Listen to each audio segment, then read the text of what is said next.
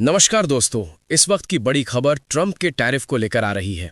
Trump के tariff पर France का बड़ा बयान सामने आया है। ट्रंप टैरिफ पर पहली बार मैक्रो का बयान सामने आया है। 8 देशों पर ट्रंप ने टैरिफ लगाया था। मैक्रो की इस पर पहली प्रतिक्रिया सामने आई है। अमेरिका के राष्ट्रपति डोनाल्ड ट्रंप ने ग्रीनलैंड को पूरी तरह से अमेरिका में शामिल करने की मांग को लेकर एक बड़ा ऐलान किया है। उन्होंने डेनमार्क और अन्य यूरोपीय देशों पर टैरिफ लगाने की धमकी दी है। 8 देशों पर टैरिफ लगाने का ट्रंप ने ऐलान किया है। ट्रंप ने अपने सोशल मीडिया पोस्ट में कहा कि 1 फरवरी 2026 से Denmark, Norway, Sweden, France, Germany, United kingdom, Netherlands और फिनलैंड से अमेरिका आने वाले सभी सामानों पर 10% एक्स्ट्रा टैरिफ लगाया जाएगा। अगर कोई समझौता नहीं हुआ तो 1 जून 2026 से ये टैरिफ बढ़ाकर 25% कर दिया जाएगा। ये टैरिफ तब तक रहेगा जब तक ग्रीनलैंड की पूर्ण और समग्र खरीद के लिए डील नहीं हो जाती। ट्रंप ने यह बड़ा दावा किया कि ग्रीनलैंड अमेरिका की राष्ट्रीय सुरक्षा के लिए बेहद जरूरी है। उन्होंने कहा कि चीन और रूस भी इस आर्कटिक इलाके पर नजर रखे हुए हैं और डेनमार्क इसे संभाल नहीं सकता, इसलिए डेनमार्क पर हमें कब्जा करना होगा, ऐसा ट्रंप का दावा है। ट्रंप ने पुराने गोल्डन डोम जैसे मिसाइल डिफेंस सिस्टम तक का जिक्र किया और कहा कि ग्रीनलैंड के बिना यह सिस्टम पूरी तरह काम नहीं कर सकता। उन्होंने अमेरिका को पिछले 150 सालों से इस सौदे की कोशिश करने वाला बताया और कहा कि अब वक्त आ गया है, यानी कि समय आ गया है कि डेनमार्क कुछ दे, क्योंकि दुनिया की शांति दांव पर है। ट्रंप ने यह भी कहा कि हाल ही में इन यूरोपीय देशों के सैनिक ग्रीनलैंड पहुंचे हैं, जो एक खतरनाक खेल है और ग्रह की सुरक्षा के लिए जोखिम पैदा कर रहा है।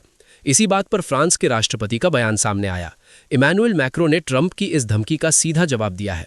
मैक्रो ने एक्स पर लिखा कि फ्रांस राष्ट्रों की संप्रभुता और स्वतंत्रता के लिए प्रतिबद्ध है।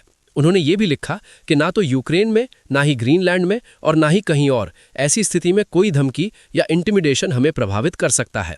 मैक्रो ने टैरिफ धमकियों को अस्वीकार बताया और कहा कि अगर ये धमकियां सच हो जाती हैं तो यूरोपीय देश एकजुट और समन्वित तरीके से जवाब देंगे। वो यूरोपीय संप्रभुता की रक्षा करेंगे।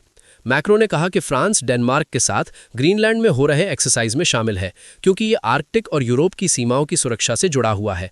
वो जल्द ही अन्य यूरोपीय पार्टनर से बात करेंगे। ब्रिटेन के प्रधानमंत्री कीयर स्टारमर ने इसे कंप्लीटली रॉन्ग, यानी कि पूरी तरह से गलत बताया। उन्होंने कहा कि ग्रीनलैंड डेनमार्क का हिस्सा है और इसका भविष्य सिर्फ ग्रीनलैंड के लोगों और डेनमार्क के फैसले पर निर्भर है। उन्होंने आगे कहा कि आर्कटिक सुरक्षा नाटो के सभी सहयोगियों के लिए महत्वपूर्ण है और रूस के खतरे से निपटने के लिए सभी को मिलकर काम करना चाहिए। लेकिन नाटो सहयोगियों पर टैरिफ लगाना, जो सामूहिक सुरक्षा के लिए काम कर रहे हैं, पूरी तरह से गलत है। 17 जनवरी 2026 को ट्रंप ने ट्रूथ सोशल पर अपना पोस्ट डाला। यूरोपीय नेताओं ने एकजुट होकर इसका विरोध किया है। डेनमार्क और ग्रीनलैंड ने साफ कह दिया है कि ग्रीनलैंड बिक्री के लिए नहीं है और इसका फैसला सिर्फ डेनमार्क और ग्रीनलैंड के लोगों का है।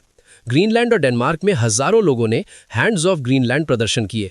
ये मुद्दा नाटो सहयोगियों के बीच तनाव बढ़ा रहा है, क्योंकि ग्रीनलैंड डेनमार्क का स्वायत्त क्षेत्र है और अमेरिका पहले से ही वहां सैन्य अड्डा चला रहा है। ट्रंप की धमकी से ट्रांस अटलांटिक संबंधों पर असर पड़ सकता है।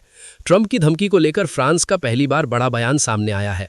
फ्रांस ने कहा है कि हम धमकियों से डरने वाले नहीं हैं। अगर ऐसा कुछ होता है, यानी कि हमले की स्थिति होती है, तो पूरा यूरोपीय देश, यानी कि पूरा यूरोप एक साथ एकजुट होकर खड़ा है। ऐसे ही महत्वपूर्ण तकनीक जगत से जुड़े बड़े अपडेट्स और विश्लेषण के लिए चैनल को फॉलो और सब्सक्राइब करते रहें। अगले वीडियो में फिर मिलेंगे एक और बड़ी खबर के साथ।